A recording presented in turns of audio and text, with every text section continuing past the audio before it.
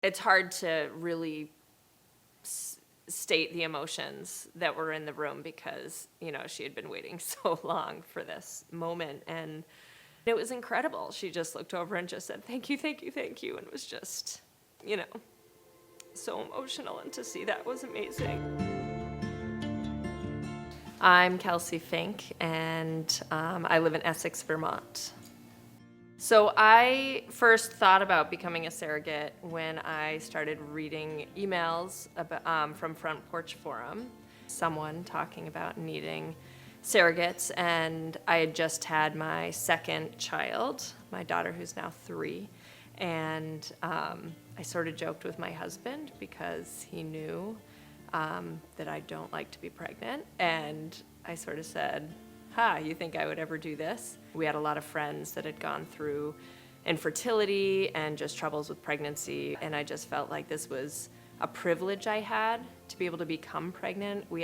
It was so easy for us to get pregnant, which is not true for the majority of people. And in our society now, just thinking about all the privilege I've grown up with, this was a privilege that I had to give someone something that was so easy for me to get.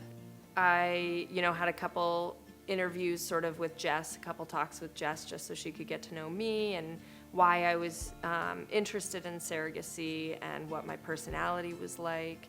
At our final sort of talk/interview, she said, "Okay, I'm glad we're done with this. I already know who I want to match you with."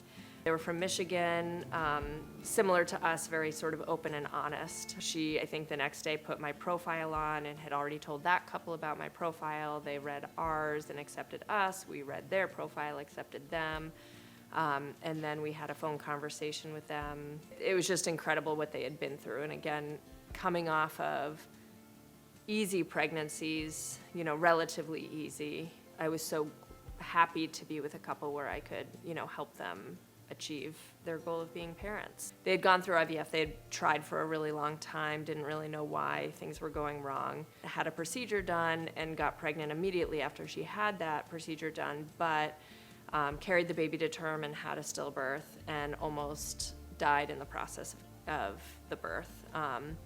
The doctor said she'd be able to get pregnant again, but probably wouldn't make it through childbirth. So they sort of knew the whole process of IVF, which was another sort of cool thing for me because I could ask them about it, how it felt going through that process, because I had never been through it.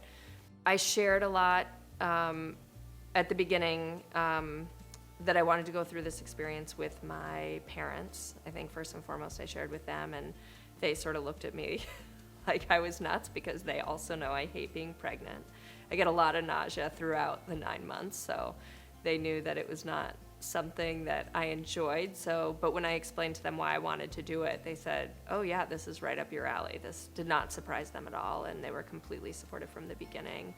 One of my questions going into it was how I would explain it to my children, and is this going to be confusing for them? And they're 3 and 5 now. When I had the transfer and I was pregnant, it was amazing that there was zero confusion at all, and maybe that's just because there was no thought of, well, when a woman is pregnant, it has to be her baby.